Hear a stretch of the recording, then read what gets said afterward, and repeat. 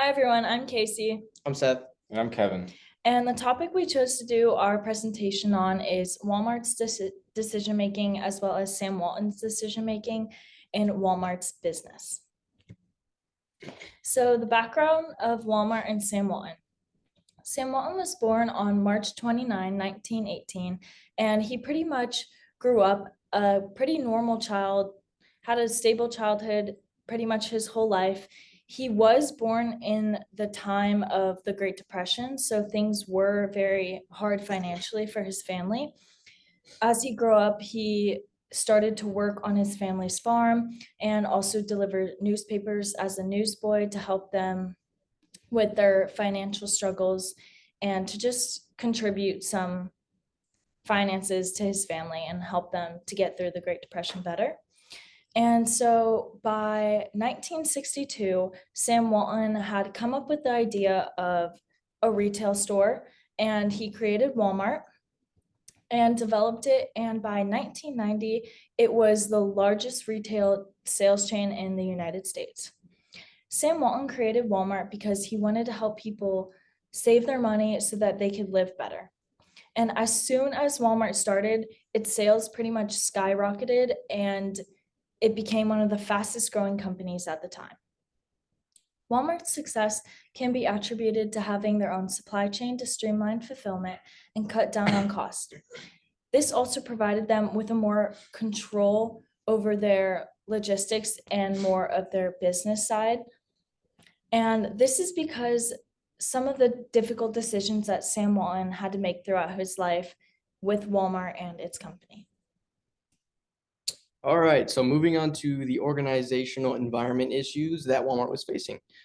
So the first location that Walmart was in was nearby Rogers, Arkansas, right? So Walmart essentially chose its original path to be in, emerging suburbs and rural outposts, kind of away from, the major big urban centers.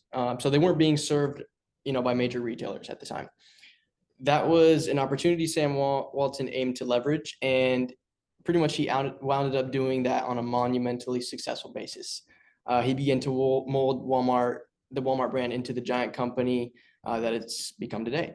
Another organizational issue that Walmart was facing essentially was when Sam Walton started to hold his closely guarded Saturday morning meetings, right? So these would be, essentially every Saturday, right? And they'd go from, about 2 to 2.5 hours.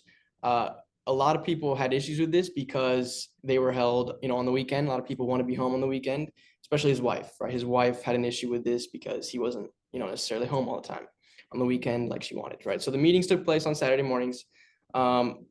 Essentially, Sam thought it was unfair for store associates to be working on the busiest day of the week and not management. So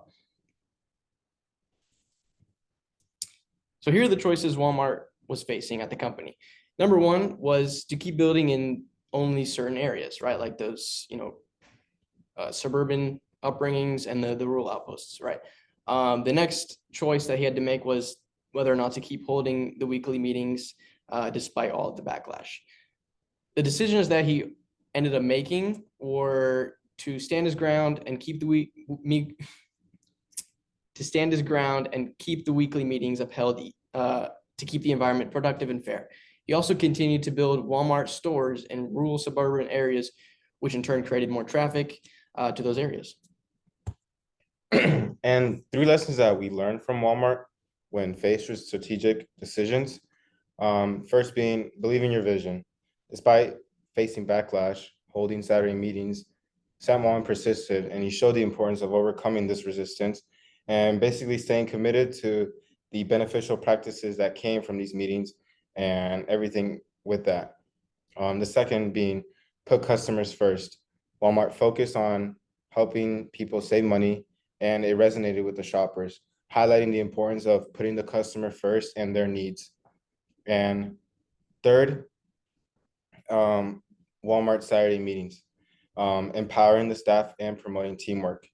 And it also showed the value of basically showing that the store associates and the management are equal and that they're a team and that they're in this together. So I think that these are 3 lessons that we can learn from Walmart. And here are our resources. Thank you. Thank you. Like and comment and subscribe